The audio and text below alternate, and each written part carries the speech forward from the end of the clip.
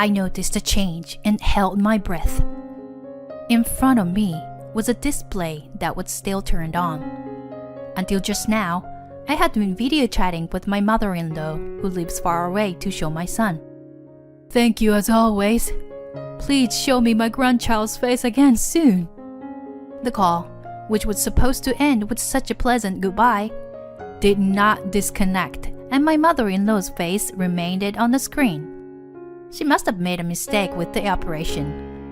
I couldn't help but give in to my mischievous curiosity and wondered what my mother-in-law usually does.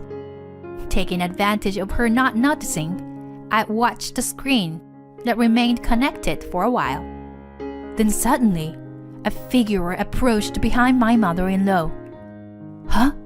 She lives alone, doesn't she? As soon as the identity of the figure was clearly shown on the screen, my heart skipped a beat. Wait, is that? Without delay, I screamed. Behind you! What?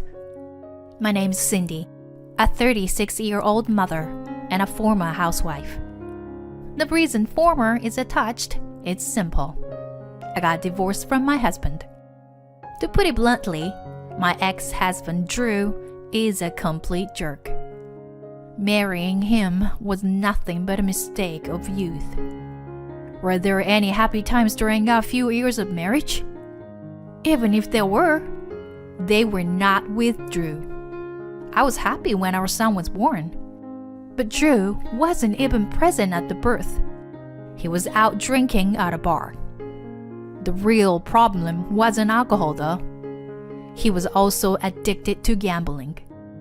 He had no interest in our child's growth and would find opportunities to gamble. He only paid attention to our son when he won big and felt good about himself. If we had worked, even though he was a guy like that, things might have been somewhat better. But the money Drew used for his drinking and gambling was all earned by me. No matter how angry I got, he would take cash out of my wallet and go out. When he couldn't find any money, he would just drink himself to death at home. Of course, I thought about divorcing him many times. If it were just me, I might have run away and started my life over, but it's difficult with a child. My parents have already passed away, and I don't even have money to hire a lawyer. There is no way to return to. So I held back my tears and left my young child at the kindergarten, working as a clerk during the day and doing work-at-home jobs at night, sacrificing my sleep time.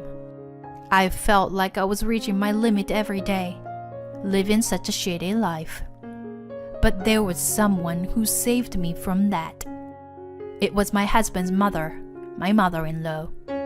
One day, Drew said the worst thing to me. "Hey, where's the money?" Huh? What are you talking about? I said the money. Give it to me. I kinda screwed up, you know. Got a girl pregnant. So I gotta get an abortion. Give me the money.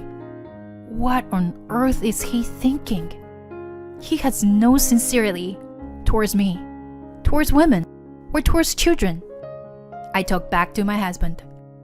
I don't have any money. Why do I have to clean up after you and your infidelity? An abortion? What do you think you're doing? Do you have no sense of responsibility or guilt? No matter how eagerly I respond, there's no way that Drew will be affected by it. He starts searching through my bag and drawers without even listening to me. I've made up my mind that I can't stay with him anymore. But who can I turn to? Then, I suddenly remembered someone. His mother. Although our relationship is quite distant, due to Drew's bad behavior, we met once to exchange greetings when we got married. And I sent her a letter when our child was born. She's probably the only person I can turn to, even though there is a possibility that she has a terrible personality like Drew's. but I can't afford to worry about the risk of making my life any more negative. With a faint hope that there might be a chance to turn things around even a little, I called my mother-in-law and told her about Drew. She let out a deep sigh. So he never changed.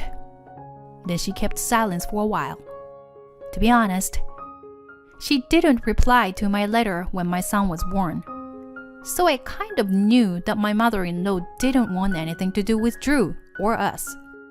When I almost gave up, she started talking. Well, it's true that I don't want to have anything to do with that stupid son. But I want to do something for my grandson. Without even noticing it, I was crying right at the moment. I couldn't remember actually when was the last time to have someone on my side. Anyway, I'll come over tomorrow, so keep Drew home until I come. Saying that, my mother-in-law hung up the phone. What is her plan exactly? I couldn't deny my anxiety, but I managed to keep Drew home that day. If you stay home today, I will think about the money for the abortion. Of course, I was disgusted to even saying stuff like that, but I had to do something. Then, as she said she would, my mother-in-law came at noon.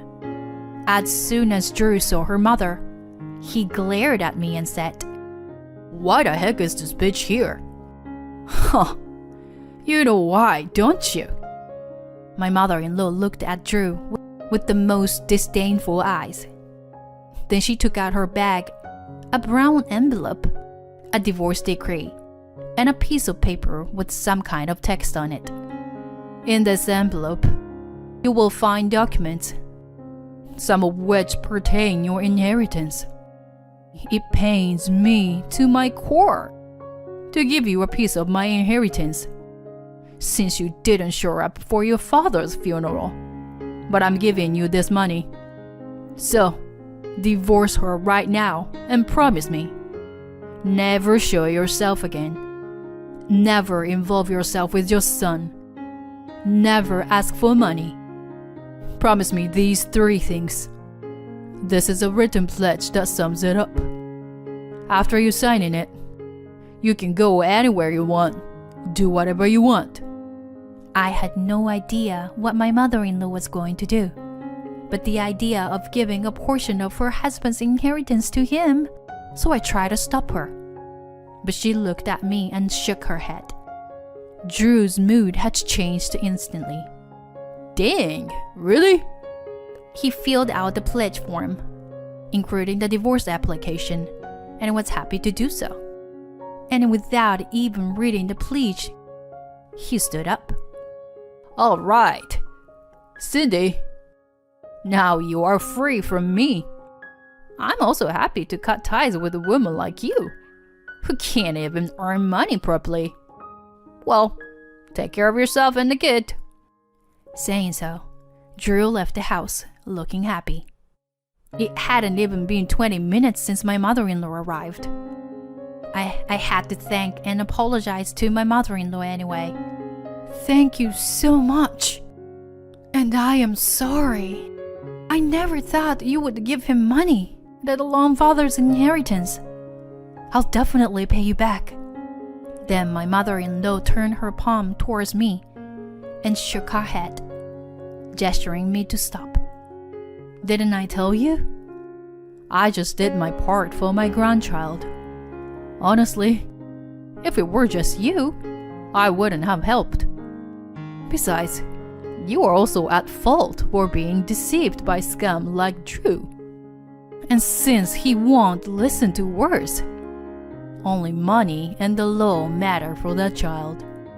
So, don't worry about it. Saying that, my mother-in-law approached my son and spoke. Hello, Elliot. Then my mother-in-law played with her grandson for a while. I asked my mother-in-law about her current situation. Apparently, she had been living alone since her husband died. Since Drew was the only one she had left, she naturally ended up like that. After talking for about an hour, my mother-in-law stood up and began to prepare to leave. Speaking to me, "Well, I'm going to go now. You broke up with Drew, so we won't meet again. From now on, take back the time you lost and be happy." I was surprised by my mother-in-law's hasty departure and stopped her. "Wait! I haven't even thanked you yet. And I don't know what to do from here. And besides, breaking up with Drew doesn't mean I have to break ties with you. If it's okay with you, would you like to live with us?" Looking back, it seems like a pretty brazen proposal, even though I made her pay to break up with Drew. It wouldn't be strange if she thought I was trying to live with her to save on rent. My mother-in-law, however, didn't seem to have such a suspicion. "Thank you." She said so, but she didn't seem very enthusiastic about living together. "The only thanks you can give me is to raise my cute grandchild properly. Money is not the only thing you can pay me back with. I know you are kind enough to offer to live together, but where I live is too rural to consider my grandchild's future. So, it's okay to continue as we are." My mother-in-law left with those words. Since then, I've been living comfortable days that felt like a lie. But I still couldn't stop thinking about my mother-in-law. Certainly, I understand that raising my son well will be a way to repay my mother-in-law's kindness. After all, breaking up with Drew was also for the sake of her son. But at the moment, I was thinking if there was something else I could do. Suddenly, I heard the words video call while watching TV. This is it! My mother-in-law cares deeply about her grandson, and I want to show her his growth from now on. So I decided to buy a computer as a gift to enable video calls with my mother-in-law. I was able to give the gift to my mother-in-law faster than I had expected. Even though my working hours had not changed, with Drew gone, it became much easier to save money. I visited my mother-in-law's house to set up the computer and internet. At first, my mother-in-law tried to decline, saying that she didn't want me to go through the trouble, because raising my son well is my way of repaying you, right? If that's the case, it's strange that you can't see my grandson, isn't it? Even my mother-in-law couldn't resist the desire to see her grandchild. So, I forcefully convinced my mother-in-law. As proof of this, my mother-in-law, who had slightly impaired hearing, was happy to use headphones and adjust the volume during video calls, making it easier to hear her grandson's voice. Since then, I have been video calling my mother-in-law several times a month. I feel like we've grown closer than before. One day, my mother-in-law told me that she had been forgetting things more often lately. Although my mother-in-law was still quite healthy, she was of a certain age, so it wouldn't be strange to have some memory loss. That it's better not to worry too much about it. But the situation seemed to be more serious than I thought. According to my mother-in-law, she often forgets that she spends money on, miscalculates, and frequently loses, and can't remember where she put accessories. Our homes are quite far apart, so it's difficult for me to check with her every time. Still, I thought about how I could be helpful, and suggested that she could send me messages as a memo when she spends money or takes off accessories, so that I could check and remember them during our video calls. My mother-in-law was hesitant at first, thinking it was too much trouble, but over the past few months, I have learned how to persuade her to overcome her reluctance. "You don't have to worry about that," I convinced my mother-in-law, and she eventually accepted my proposal. My mother-in-law herself was so worried that she would forget even more serious things in the future. Perhaps I became a little too anxious, but it's only natural for me to repay her. It may be presumptuous of me, but if I don't do this, my mother-in-law won't rely on me. However, to be honest, this method didn't really solve the problem. Although the frequency of her forgetfulness has decreased, she still has trouble with money and losing accessories. I wonder if I've even forgotten to contact you with the notes. What should I do? If this goes on, I might even lose important things like bank stuff and credit cards. She doesn't have the reliable appearance when she helped me to separate Drew, and she's being overwhelmed with anxiety. Let's go to the hospital together next time. There should be treatment for memory loss now, right? That's about all I can do. If my mother-in-law's starting to suffer from dementia or something, I want to take care of her until the end. I'm prepared for that. My mother-in-law seemed to understand that I am serious and thanked me and asked me to do it. Thank you. Well then, should we wrap up today's video call? Then she made a motion to end the call, taking out her earphones. However, it seems she made a mistake in the operation, and her house continued to be visible on my computer screen. I could have just turned off the call from my end, which would have solved the problem, but to be honest, I was a little curious about what kind of life my mother-in-law was leading at home. Her house is an old mansion located in an isolated place with hardly any other houses around. Since my mother-in-law lives alone and has no need for security, she leaves the gate at the entrance and the doors inside the house wide open. Therefore, even the camera on my computer can show a glimpse of the rooms in the back. As I was thinking about how large the house was out of curiosity, I saw something moving other than my mother-in-law. At first, I thought it might be due to the internet environment causing the screen to be distorted, but it was definitely a human shadow. The shadow was moving from room to room, trying not to be noticed by my mother-in-law. And then I realized who it was. It was my ex-husband, Drew.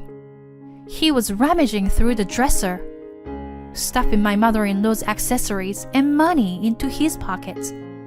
I was shocked, but I knew I couldn't let this go on, so I shouted to my mother-in-law, "Behind you!"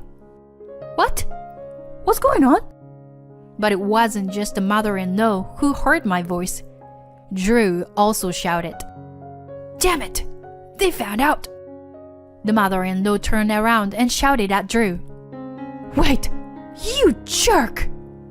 Don't you have no sense of decency?" While she shouted, she chased after Drew. I couldn't just stand there and do nothing, so I called 911 and explained the situation. They dispatched police officers to the scene. As a result, Drew was caught by the police officer and taken into custody. During questioning, a part of the mother-in-law's accessory was found. We were able to prove that Drew had taken those items from the mother-in-law's house using the message history between me and the mother-in-law. Drew's confession to the police revealed that he had stolen money and accessories from the mother-in-law's house multiple times. The reason for the crime was that he was constantly nagged for money. It turned out that the boyfriend of the woman who had been impregnated by Drew was a gangster member. When he found about the abortion, Drew suffered a great deal. He was also constantly asked for money, such as for consolation money, and the inheritance he received from his mother disappeared quickly. He hadn't come to my house because of the contract and because he thought I didn't have any money. Also, As a result of Drew's arrest, the gangster member was also arrested. After some time, Drew was sentenced to prison. I visited him with my mother-in-law once. Hey, Mom, please forgive me. I did it because I was pressured into it.